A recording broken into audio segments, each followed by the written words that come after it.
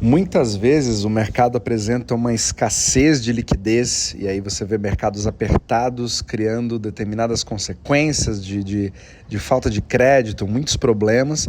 Agora, por outras vezes, o mercado relaxa, o crédito flui, mas ao mesmo tempo nós temos outros tipos de consequências. E você percebe que tudo isso está relacionado com a força do dólar no mundo. Muitas vezes ele está bastante forte, outras vezes ele está mais fraco. Mas o que quer dizer isso? E quais são as melhores formas de identificar e de medir isso para que você possa tomar melhores decisões e entenda o que está acontecendo no mundo? Meu nome é Renaud Adorno, tenho mais de 10 anos de experiência em comércio exterior e venho aí há 8 anos investigando justamente isso, para onde vai a liquidez do mundo, me aprofundando sobre macroeconomia e repassando esse conhecimento à medida que eu vou aprendendo. Você pode me encontrar tanto no Instagram como também no YouTube e também no Spotify. Basta você me procurar pelo nome Renaud Adorno. Então vamos lá. O título que eu coloquei aqui, como medir a destruição do dólar, ele tem o objetivo de criar uma conotação dupla. Porque muitas vezes você tem ele como um protagonista, onde ele é extremamente forte e ele causa uma grande destruição em outras economias. Eu falei bastante sobre isso. Mas, por outras vezes, essa destruição é causada no dólar, onde ele está extremamente fraco e tem outros tipos de consequência. Mas o meu objetivo hoje é poder te municiar com novas ferramentas de leitura que você não conhece ainda, ou talvez você não conheça, que não são tão faladas assim na mídia, para ajudar a você entender a dinâmica de fluidez do dólar no mundo. O que é uma coisa mais apertada, o que é uma coisa mais folgada, o que é um dólar mais forte, o que é um dólar mais fraco, em relação a quê? Como que vai, qual que é a direção que a liquidez do mundo vai indo, para te dar um pouco mais de visão sobre o que acontece em volta do buraco negro, mesmo que você não entenda exatamente o porquê das coisas ou o que está acontecendo.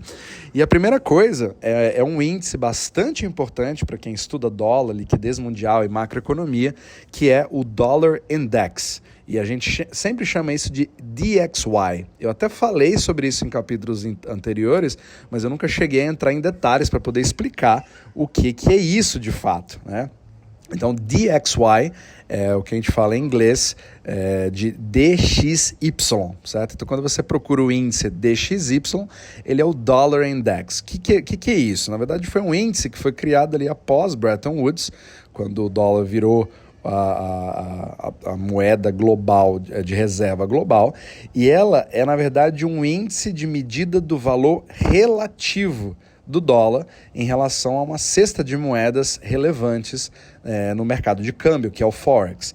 Então a gente tem ali a comparação, quais são as moedas que fazem parte desse cesto ao qual o dólar se compara.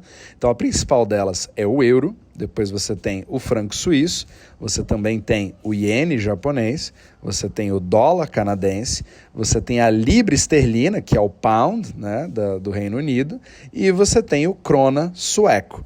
Então você pega esse cesto, cada um tem um peso específico, obviamente, nessa contabilidade baseada na sua importância no mercado Forex, e o peso do euro é, obviamente, o maior. A gente está falando de mais de 57% do peso desse índice vem do euro. E aí você tem aí uma distribuição entre vários outros, com 9%, 12%, 5%, 2%, 4%, etc., até formar o 100%, baseado na importância relativa no market cap, digamos assim, o valor total de mercado que cada uma dessas moedas tem, que são, obviamente, diferentes, então eles têm que ser compensados. Então, ele parte de um princípio que você tem um índice base de 100, ok? Então, o que acontece? Quando ele está abaixo de 100, você percebe uma relativa fraqueza em relação a essas outras moedas. Então, quando o dólar, por exemplo, digamos que o DXY esteja 70, isso significa que nós estamos com um dólar fraco, que está até exageradamente fluido e abundante. Talvez você tenha crédito demais na praça, muita coisa acontecendo, certo? Agora, por outro lado, quando você tem ele acima de 100, digamos que ele passa de 120, aí você tem um dólar extremamente valioso, bastante escasso, que vai criando destruição por onde passa. Então você tem ali sempre uma jogada. Nesse exato momento, nós estamos falando aí de um DXY, acredito que ele esteja aí na faixa de 102, Variou bastante ao longo dos últimos meses, ele está numa tendência agora de queda, mas em 2022 ele foi o grande protagonista na macroeconomia. Porque o que aconteceu? O dólar realmente foi ali, ele estava no centro das atenções, até da própria mídia mesmo, né? Onde ninguém estava entendendo, né? Olha só, você tinha até um tipo de dissonância cognitiva, baseado em todo mundo falando, nossa, o dólar tá super forte, mas é engraçado, né? Como é que o dólar tá super forte se o Fed imprimiu agora, recentemente, durante a pandemia em 2020, mais de 80% de todos os dólares na existência da humanidade. Então, como é que o dólar fica forte, ao mesmo tempo ele vem sendo impresso? Então, tem alguma coisa errada aí. Tudo bem, você pode até me falar que estamos falando de valores relativos, mas ele perdeu em relação ao poder de compra, mas aí você vai vendo que quando você vai aparando as arestas, as coisas não fazem sentido na narrativa da mídia, e aí você, ao fazer uma investigação melhor e ao ver esses tipos de índice, como eles jogam em conjunto, você começa a você mesmo tirar as suas próprias conclusões de que não necessariamente tudo que está sendo dito é de fato verdade. Mas a gente percebeu que em 2022 realmente o dólar foi protagonista, ele veio se fortalecendo de uma forma muito forte, que foi até denominado muitas vezes como Dollar Wrecking Ball. Né? Wrecking Ball é aquela bola gigantesca, que tem aquela bola metálica gigantesca que tem uma corrente em cima que causa destruição, que derruba paredes, né? Então, exatamente essa é a analogia do dólar sendo um wrecking ball, destruindo várias economias, mandando uma pressão, que eu já falei algumas vezes aqui no podcast sobre o que aconteceu no Japão. Você tem uma pressão muito grande na Europa, você chegou a ter uma paridade ali com o euro, uma paridade com o franco suíço, falava-se até de uma paridade com a libra esterlina, e chegou muito perto disso, e isso aconteceu justamente, pôde ser extremamente bem refletido no DXY. Ele contou essa história onde ele estava subiu para 105, depois subiu para 110, vários momentos ali 114, 115, 117, e aí realmente você percebia um grande aperto. O nome do jogo realmente era o dólar, você precisava de qualquer forma obter esses dólares porque ele estava extremamente valioso, e é claro que toda a economia, ela sempre se ajusta e cria ciclos, né? E claro que você não vai sempre subir ad eterno até destruir todas as economias do mundo. Não é assim. O mercado, ele vai se ajustando, ele vai se comportando, ele vai criando soluções ali para criar uma folga, para tentar reverter esse quadro de alguma forma, né? Mesmo que não se saiba.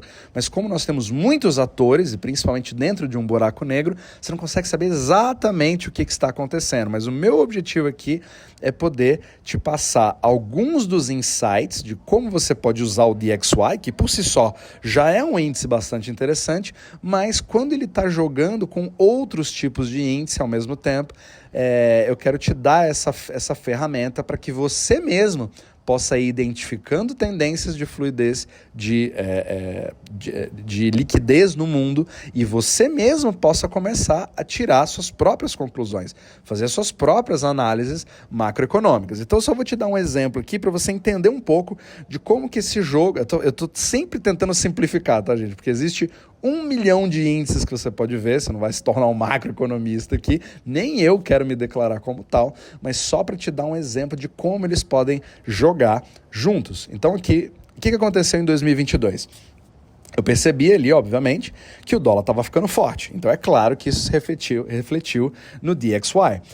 Mas, ao mesmo tempo que eu via aqueles dias onde você tinha um DXY que subia muito abruptamente, digamos assim, subia quase 2%, 3% num dia só, eu via, ao mesmo tempo, uma queda brusca na Bolsa de Valores dos Estados Unidos, a SP500 caindo, a Nasdaq caindo e vários índices todos caindo ao mesmo tempo. E aí você percebe também, no mesmo quadro, no mesmo cenário, um movimento onde o dólar subia fortemente em relação ao euro, em relação ao pound, em relação ao próprio real do Brasil, mesmo não participando do DXY, em relação ao yuan chinês e várias outras, mas em relação ao dólar canadense, todas vinham perdendo valor em relação ao dólar. Ou seja, você realmente via uma correlação forte ali entre os dois. Só que de uma forma muito interessante, da mesma forma que a bolsa vinha caindo, eu via o Bitcoin também cair bastante. Então vamos lá, você tem o DXY subindo, você tem a bolsa de valores, a Nasdaq, todos caindo, e você percebe o dólar subindo em relação a outras moedas e ao mesmo tempo o Bitcoin caindo. O que isso conta, mais ou menos? Qual que é a história que isso acaba contando, né? Então, quando você analisa, tenta avaliar um pouco o que está acontecendo com esses fatores ao mesmo tempo, a gente consegue ver ali uma parte interessante da liquidez do mundo se movendo. O que significa isso? Nós estamos vendo um movimento que a gente chama de risk-off. O que é o risk-off? É quando a liquidez começa a ser sugada de mercados de risco. Ou seja, eu tenho um dólar mais valioso, eu tenho um dólar mais escasso, eu necessito de segurança, eu necessito de dólar para pagar as minhas dívidas, por exemplo, ou eu estou buscando por um porto seguro. E esse dólar, ele vai acabar saindo de mercados de risco, que a gente chama de risk-on, que são mercados onde eu tenho um risco maior, um risco de ruína maior, digamos assim, que é justamente a Bolsa de Valores, né, que é um mercado de risco, ela pode cair, e também o próprio Bitcoin, que é um mercado de ultra risco, que é um mercado de cripto, com muito menos liquidez que o mercado de ações, que, por sua vez, vai ter muito mais volatilidade e risco do que o mercado de ações. Então, quando você tem um movimento de risk-off, você começa a sugar a liquidez desses mercados. É por isso que você vê uma correlação muito grande em relação à Bolsa de Valores, entre a Bolsa de Valores e o próprio Bitcoin. Os dois acabam caindo ao mesmo tempo porque eles não estão correlacionados entre si. O que eles têm, de fato, de fator comum? O dólar. Ok? Então, se o dólar, que é um mercado muito maior do que todos os outros mercados, está sendo sugado, ele está ficando mais escasso, você acaba liquidando posições que não necessariamente você queira liquidar. Muitas vezes você é obrigado a se livrar de uma posição de Bitcoin porque você precisa de dólares. O dólar acaba sendo o rei. E nesse momento você é obrigado a se livrar de uma posição por necessidades momentâneas. Então, isso vai contando uma história de que você tem um dólar escasso. Agora, eu não estou entrando no mérito do exato motivo desse dólar sendo escasso. Isso é uma outra discussão completamente diferente. Mas você percebe ali os sintomas do que está acontecendo em volta do buraco negro, sem olhar no buraco negro. Percebe? E aí você está buscando liquidez no mercado para pagamentos de dívidas, por exemplo, pois as dívidas são, de fato, denominadas em dólar.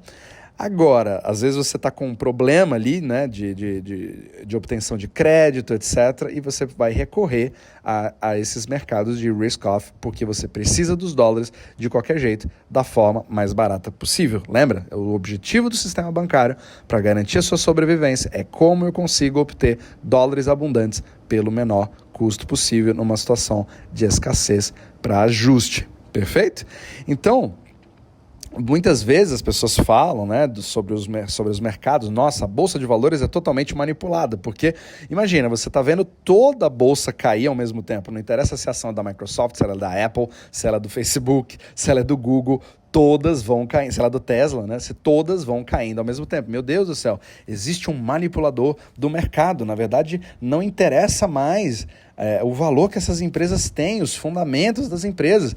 E existe um grau de verdade aí, mas não necessariamente se trata de alguém ali, um mestre das marionetes puxando ali as cordinhas e manipulando e rindo da cara das pessoas. Não, muitas vezes é simplesmente uma posição de um hedge fund, uma posição de bancos comerciais dentro do eurodólar ou fora ou dentro de uma jurisdição como os Estados Unidos, que são obrigados a liquidarem posições para sair. O ciclo é do dólar, é o dólar que está contando essa história quando você tem todo um movimento que acontece ao mesmo tempo num determinado mercado, que pode ser visto como uma manipulação, mas não necessariamente porque eu quero, às vezes é simplesmente porque eu preciso, ok? E, obviamente, a mesma coisa acontece com Bitcoin. Você tem tantas pessoas que fazem análise gráfica, traders sensacionais, que você vai até ver no YouTube, que falam sobre vários tipos de suporte, sobre vários tipos de teto, padrões do gráfico do Bitcoin e que agora eu tenho a previsão que estamos de volta no bull market e agora o Bitcoin que acabou de subir nesse momento que eu vos falo, indo ali para $22 mil de volta, voltando para 18 e agora nós temos um novo bull market do Bitcoin, etc. Só que aí chega um momento que no dia seguinte esse mesmo Bitcoin despenca 12% e o cara não entendeu absolutamente nada. Isso é, claro, você está num tipo de ativo que é muito pequeno. O próprio market cap de todas as criptos somadas, incluindo o Bitcoin, não passa de 1,5 trilhão de dólares. O Bitcoin, na verdade, é meio trilhão de dólares e olhe lá. Ou seja, é um mercado extremamente pequeno se comparado aos ciclos do dólar. Então, às vezes, você está olhando dentro de uma garrafa, sendo que é o mar que está definindo para onde essa garrafa está indo. Percebe? Os ciclos não são necessariamente do Bitcoin, porque ele é um ativo extremamente pequeno, né? Ou nem tanto assim também de ações, apesar de ações serem infinitamente maiores do que o Bitcoin, são trilhões e trilhões de dólares, mas esses ciclos são ciclos do dólar. Então, muitas vezes você vê um cenário como esse, que foi bastante comum em 2022, e aí eu posso até te dar uma outra ferramenta, que pode tentar contar um pouco mais sobre essa história nesse exemplo que eu estou te dando aqui, que é uma análise da nossa curva de bonds. Eu sempre vou voltar à nossa curva de bonds. E você pode usar isso ao seu favor para tentar ajudar a explicar um pouquinho mais do motivo pelo qual isso aconteceu. Então, eu vou te dar um exemplo aqui. Digamos que você está num momento onde você teve um DXY que está alto, está ali, sei lá, 117, super alto, a bolsa está caindo, o dólar está subindo, o Bitcoin está caindo, exatamente do mesmo jeito que eu falei ali no nosso exemplo anterior. E aí você dá uma olhada na curva de bonds, e você dá uma olhada nos juros de longo prazo, e você percebe que esses juros estão despencando. Fala, opa, o que isso pode significar? Provavelmente, pode ter uma alta probabilidade, né? Nunca trabalhamos com certeza, sempre com probabilidades, que exista uma grande demanda de fluidez para ter colateral. Então, se você, depois de tudo isso, $1 escasso, você ainda tem uma curva de bonds de longo prazo que está se invertendo, ou seja, que os juros estão caindo, significa que está tendo uma pressão violenta de compra de títulos, mesmo com dólares escassos. Ou seja, isso mostra uma demanda da pouca fluidez, da pouca liquidez que ainda tem, que eu estou tentando tirar suco de pedra, tirando ali do Bitcoin, tirando ali do mercado de ações. E esses dólares que eu estou obtendo, eu estou imediatamente os alocando para a compra de bonds, ou seja, saindo completamente do risk on, ou seja, temos um comportamento risk off, para sair do risco e entrar no meu porto seguro de bonds de longo prazo, para eu ter um título em mãos denominado em dólares. Isso significa que o mercado está com medo, está pronto para se preparar para algum tipo de impacto e eu estou tentando de qualquer forma comprar esses títulos. Muitas vezes eu preciso de colateral, então eu vou fazer de tudo para colocar as minhas mãos no colateral pelo menor custo possível, porque eu tenho uma expectativa de que os juros vão cair mais ainda, de que esses títulos vão ficar mais caros ainda. Ou seja, é um sinal de que o dólar vai apertar mais ainda, porque eu vou usar esses dólares para comprar bonds, e eles vão ficar ali mais escassos ainda, certo? E aí o mercado estaria com muito medo, ok? Então esse seria um cenário razoavelmente interessante de ser interpretado dessa forma. Porém, no mesmo cenário, digamos que a gente tá no mesmo cenário, o DXY está alto, a bolsa caiu, Bitcoin caiu, o dólar está só subindo, só que aí você percebe, assim, o dólar é o epicentro, né, de uma tensão de liquidez mundial, certo? Só que, ao mesmo tempo, o que você está vendo digamos assim, eu olho para a curva de bonds, para a mesma curva de bonds, e você percebe que os juros estão subindo de forma drástica. O que eu posso tentar interpretar disso? Pode ser que nesse momento você, na verdade, esteja tão forte em relação ao dólar, certo? O dólar acaba sendo o grande epicentro de toda a tensão de liquidez mundial. E aí o fluxo não está sendo para um porto seguro, como um colateral, como um bond, fazendo o juro cair. Mas se ele está subindo, significa que você está vendendo bonds. Então você está com um problema sério, onde você tem até uma escassez de colateral, porque nesse momento os juros estão baixos. Só que eles estão começando a subir um pouco mais, porque eu sou obrigado a me livrar de posições de bonds, que é o meu porto seguro, que é o mais seguro que eu tenho. Porque eu preciso transformar esses bonds em dólar. Então, às vezes eu estou queimando colateral, às vezes eu estou queimando títulos denominados em dólar do meu balanço, porque eu tenho contas para pagar, eu tenho dívidas, tenho juros sobre dívida, e essas dívidas não podem ser pagas com Bitcoin, não podem ser pagas com bonds, não podem ser pagas com ações, não podem ser pagas com nada. Somente o rei, o dólar, o epicentro da tensão, o bem mais escasso, inelástico, digamos assim, nesse exato momento, é o que você precisa. E cash is king, aí que é o cash realmente é o rei. E nós vimos várias dessas situações acontecerem em 2022. Então você percebe que quando você agora avalia com essas ferramentas que eu acabei de te dar, você olha o DXY, você olha o câmbio, você olha mercados risk-on, né, que são o mercado de ações, você vê a própria cripto, tenta começar a dar uma olhada em como é que está sendo orquestrado, tenta fazer ali, você pode colocar até no seu celular, você pode colocar uns widgetzinhos e dar uma... Eu mesmo faço isso no meu próprio iPhone, não preciso de um super computador com aquelas 3 telas paralelas, né, que os economistas usam. Tudo bem, se você se apaixonar por isso do jeito que eu gosto, você vai acabar chegando nesse tipo de setup, mas você pode fazer isso do seu próprio celular e fazer algumas análises simples. Então, o que está acontecendo? Qual que é o quadro que está pintando aqui?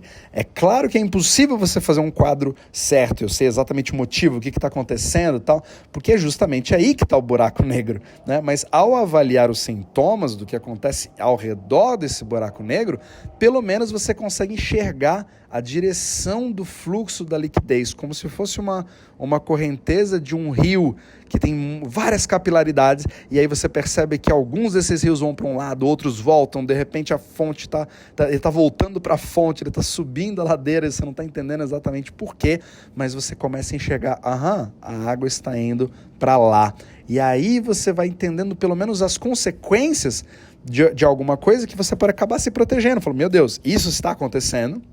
Eu não sei exatamente o porquê, não tenho todas as respostas das causas, mas só de você fazer isso, de você ter uma noção mais macro sobre o que está acontecendo, você já tem muito mais ferramentas para você poder se proteger das coisas do que mais de 99,9% da população, quando você não consegue nem entender o que está acontecendo. Então você se protege muito melhor. É como se fosse assim, né, na terra de cego mesmo, quem tem meio olho já é rei, porque ele está enxergando uma coisa que as pessoas nem entendem que possa ser um problema, porque estamos ali na Matrix, assistindo televisão, vendo CNBC, vendo CNN, achando que o Fed imprime dinheiro. Percebe?